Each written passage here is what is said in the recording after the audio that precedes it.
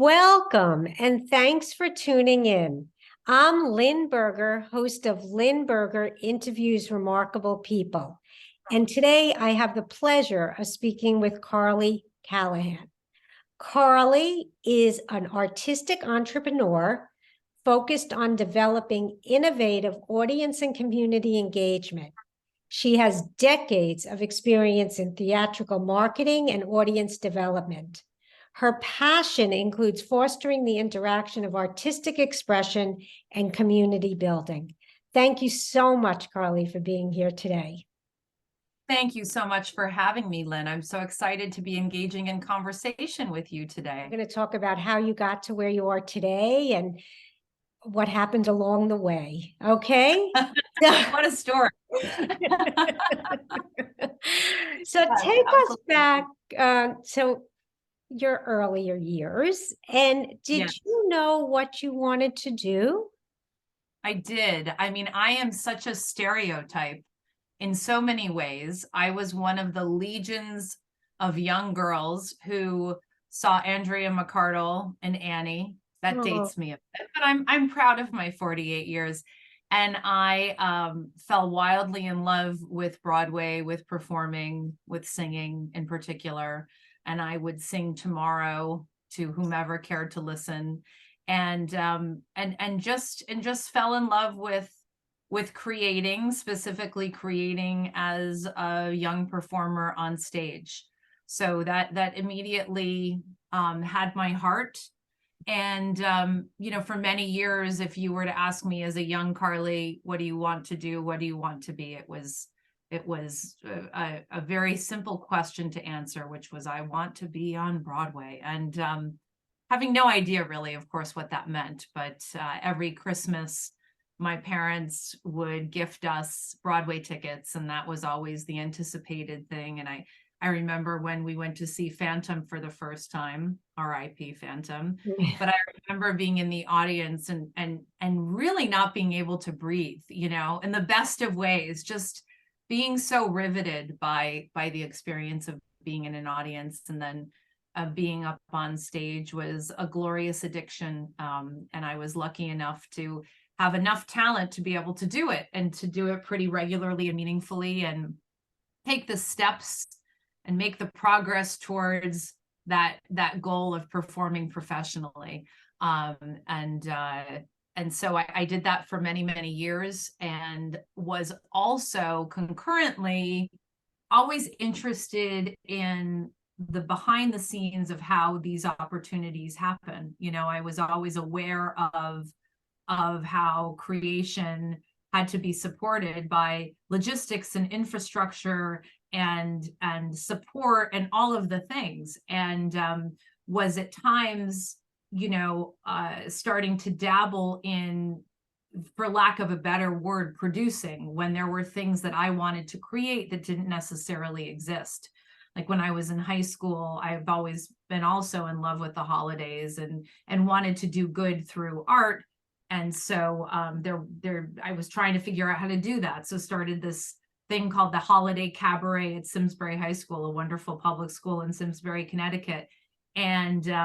And so put together a group of friends and fellow performers, and we created a holiday show, and we supported that with a gift drive. And my brother was dressed as Santa, and my youngest brother was the elf. And we would go to Loaves and Fishes in Hartford and Yukon Children's and do show performances there, and have the charitable component as part of it. But so that's how I kind of started producing out of necessity to create opportunities for myself and my friends and my colleagues to perform. So I, from pretty early on, was jumping back and forth between, for lack of a better word, the business side and the performing side of the arts. But the arts have always been in me and part of my life in a way that, like, I can't kind of imagine what my life would be without them. Yeah. Where did your influences come from that to get into that? It's funny. People say, "Oh, did your parents, were they musical? Your grandparents?" It was, and my mom would always sing, but not like in any way that was professional or anything like that. And so the influence was, I think it was just the influence of the culture at the time, and my own innate draw to be a That's fantastic. storyteller and help with storytelling. And even now, I perform professionally on occasion, and Mm. it's when I feel, and it doesn't even matter whether it's professional or not, it's when I feel most me. You know, Mm-hmm. something about creating, and for me it's singing, where I feel like I am like absolutely present and absolutely the most me, for lack of a better word. So the influences were outside, not inside, and my parents were never the parents that said, they were not stage mom, stage dad at all, but it was all kind of coming from within rather than extraneous forces that were pushing me in a certain direction. Well, that is so nice. It And is. um, highly unusual at that age. So it's extraordinary that you could have pulled all that together in such a nice way as you look back. I hope you can appreciate that. Yeah, I do. I mean, I feel like we all have not a predetermined path, but there is definitely, we're all put here to do something. And I Mm-hmm. think part of the task of our human experience is sometimes getting out of our own way and letting ourselves be kind of pulled by the tide, if you will. And my tide was always pulling me pretty forcefully. And I've done best in my life when I've kind of done what is it, the dead man's float, and just let Okay. go with the tide versus frantically swimming in the other direction. Well, that's fantastic advice. For a lot of people. So then you went to college, and Yep. how was, while you were there, what was your experience like? Did you still continue in the arts? What were your expectations, your experiences? So it's interesting. So musical theater, which was, my primary passion, was not as much of a thing in terms of Mhm, collegiate study as it is now. mhm, And I was, deeply aware of the need to get an education. mhm, So where I ended up my first year of school was Columbia University and Manhattan School of Music in their joint degree mhm, program.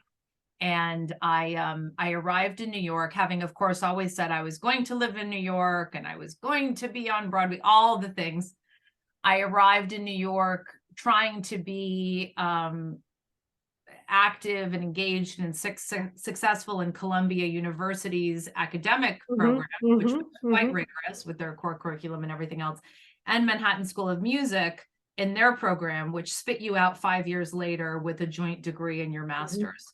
Uh, mhm, and I had this amazing voice teacher character right out of a movie. Her name was Natalia Badania, mhm. an opera singer. And I used to go down to her apartment near Lincoln Center and study with her and everything else.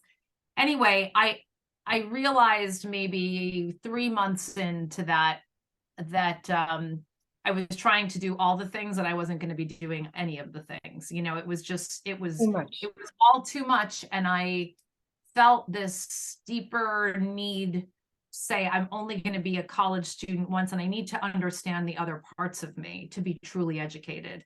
Performing is such an all-encompassing thing. Mhm, And for performers, it's always about the next audition, the next competition, the next mhm, whatever. And so I've always been curious, and I was curious to understand myself and to truly be more educated in that piece. mhm, So I ended up saying, you know what, I'm going to put my performing life, my singing life on hold and just be a student. So I ended up at Brown. I transferred up to Brown my mhm, sophomore year. mhm, For those 3 years, I didn't sing, I didn't perform. I stayed away from it just to kind of understand me. mhm. I did crazy things, like I rode on the crew team for a year, which was crazy because it's a Division I school, and not having been an athlete at all, I had no idea what that meant. But Yeah, they have freshmen, first years right, can. right, right, right. That was amazing, and Brown allows for a very kind of self-directed path. And so I did that for a few years, but the pull of the core of me was stronger than my kind of arm's lengthness from it.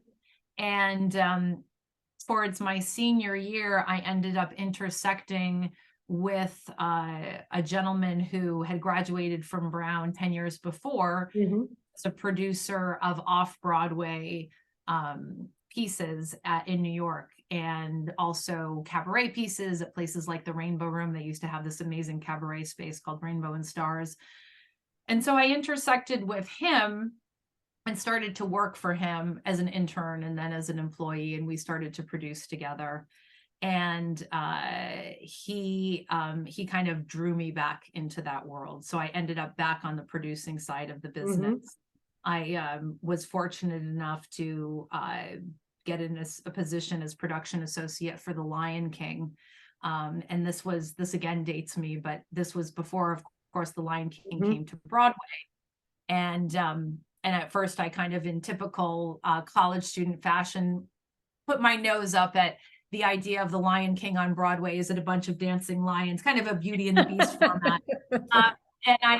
But the moment that I had the great privilege of being in the room at 880, which was the rehearsal studio where Lion King first rehearsed in New York, and Sidi La Loca sang her, anthem of opening the show. And I mean, I knew, wow, I'm being witness to something major in not just Broadway history, but in history generally.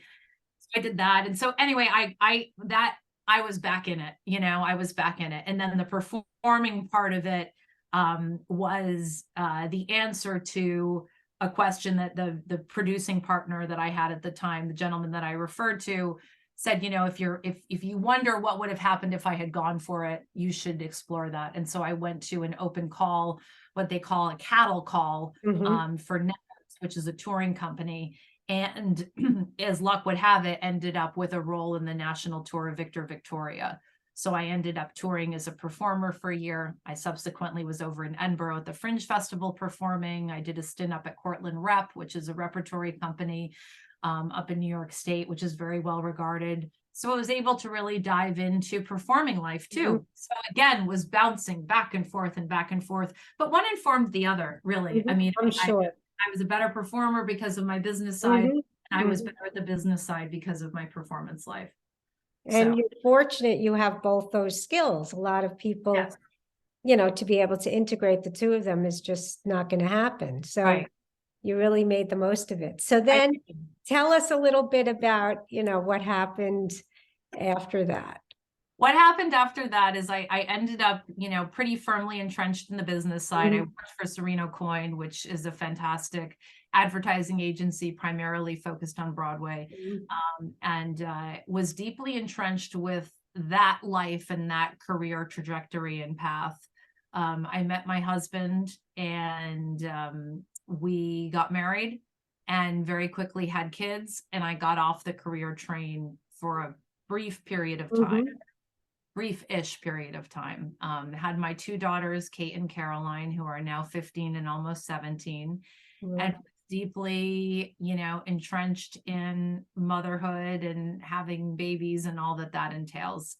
At the time we were living in Madison, Connecticut. And so I was, I was not struggling. I was grappling with what so many women grapple with, which is, the exit from career and the development of that career, and putting a pause on that to be a mom. And how lucky was I to be able to even have that option, to be able to focus on my kids for a few years.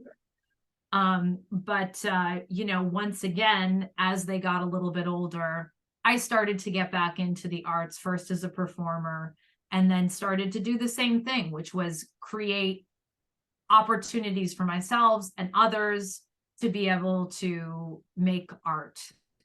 With Ivoryton Playhouse, I co-founded many moons ago, back in 2017, the Guilford Performing Arts Festival, which was essentially like a fringe festival in Guilford, where we opened up every nook and cranny of the town to be able to bring art to life.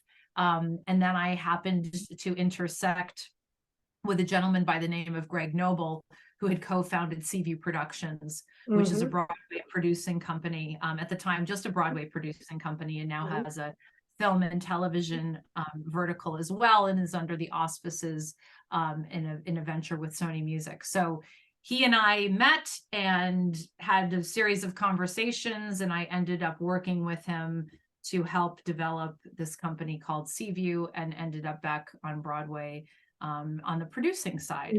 So that was kind of the most recent turn, and that was wonderful. My kids at the time were in their early teenage years, so old enough to have some independence, and for me to be able to steal time here and there.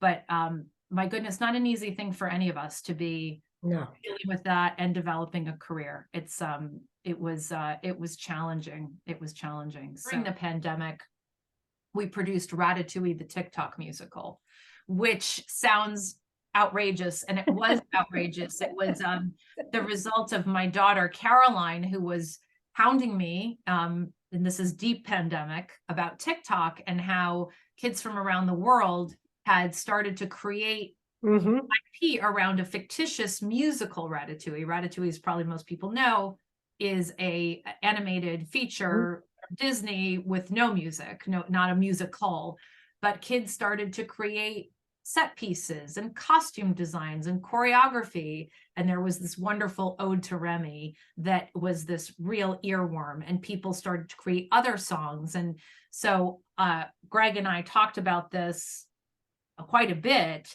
and said, perhaps in this darkest of times, as it relates to creation, Broadway should give a voice to these creators. And so Greg went out to Disney, to Tom Schumacher, who runs Disney Theatrical, on Thanksgiving Eve. And I remember I was cooking Thanksgiving, and my husband had the document that was outlining the idea and was editing it as I was talking.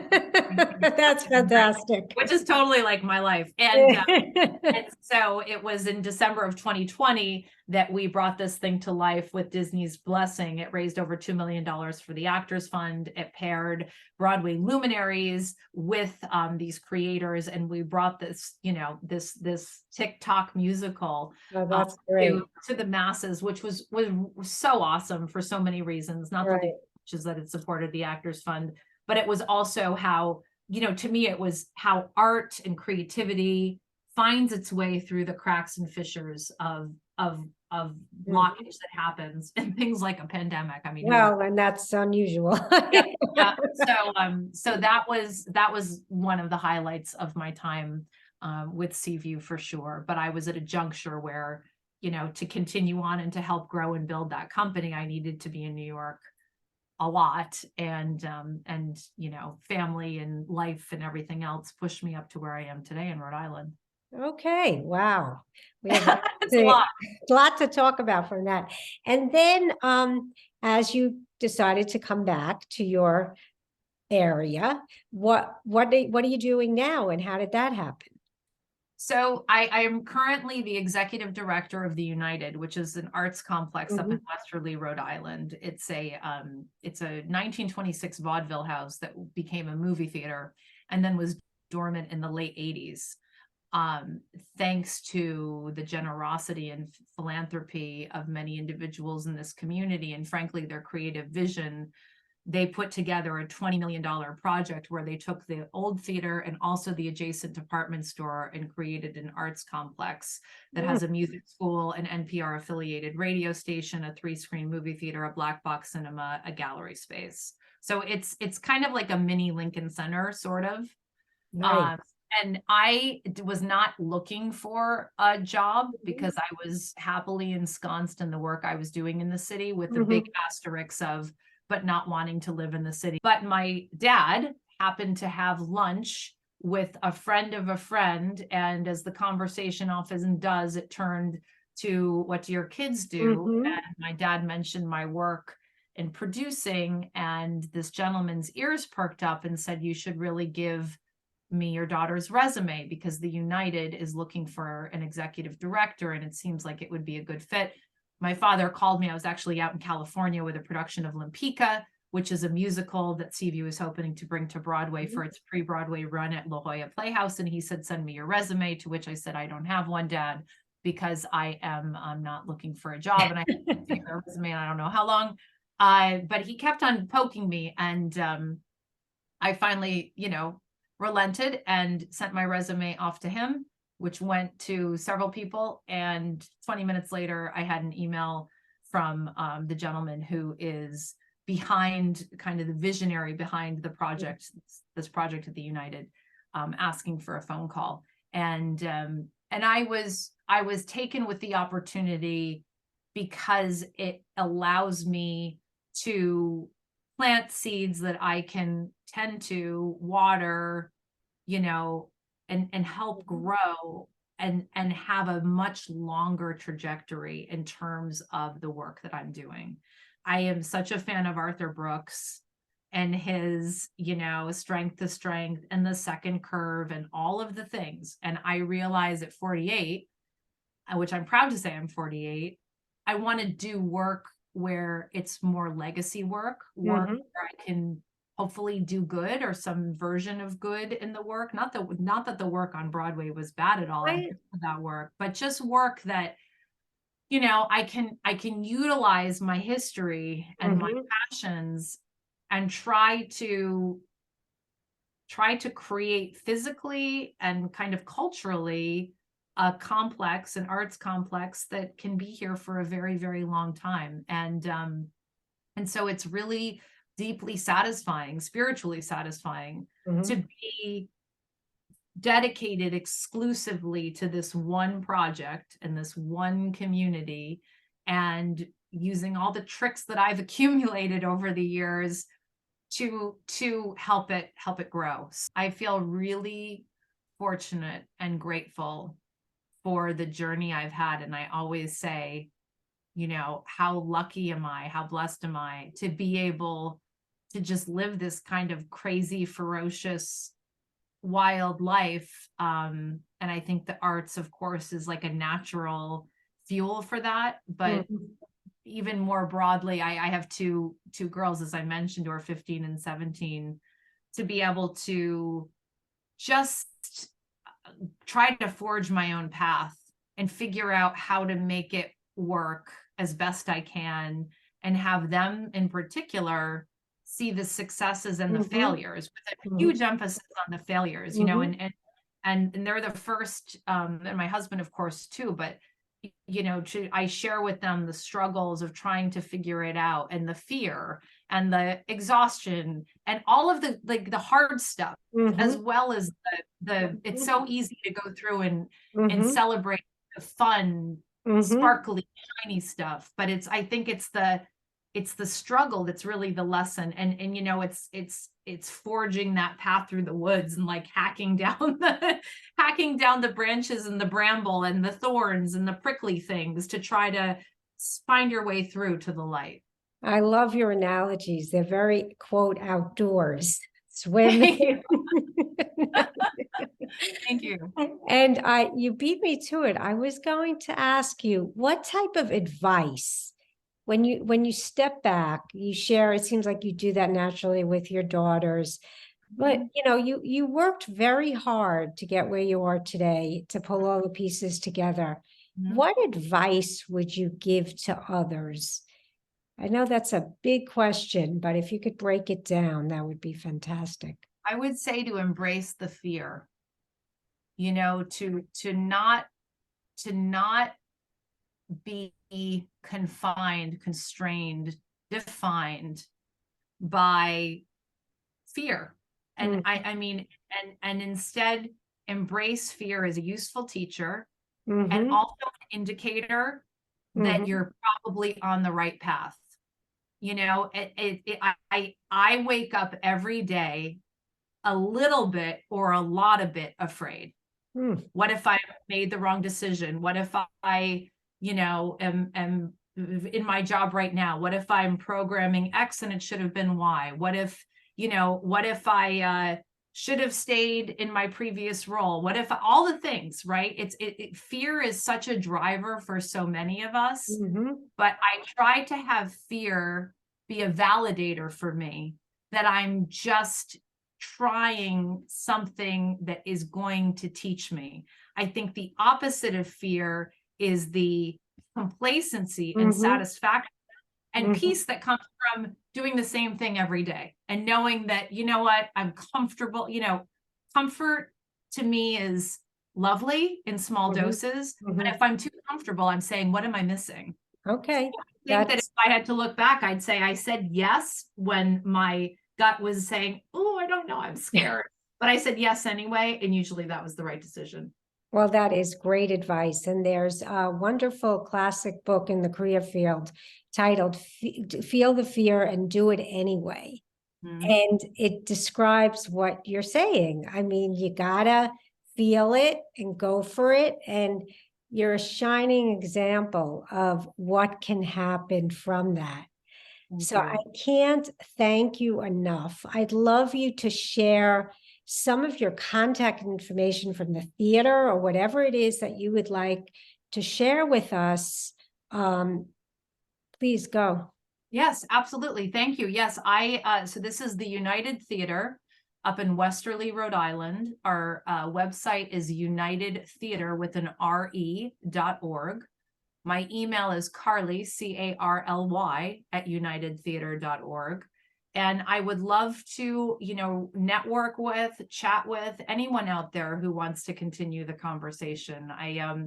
To me, there is nothing more glorious than hearing other stories and sharing our own stories and realizing that we're kind of all on this journey together. So if you happen to be in this part of the world, please do come by and say hi. We have films, we have live events, we have book talks, we have comedy, we have a school downstairs in conjunction with the RI Phil, where we have over 350 kids a week coming through. So we're cultivating the next generation of musicians. A lot going on here, but even more so in the 10,000-foot view. I would love to chat more with any of your viewers out there.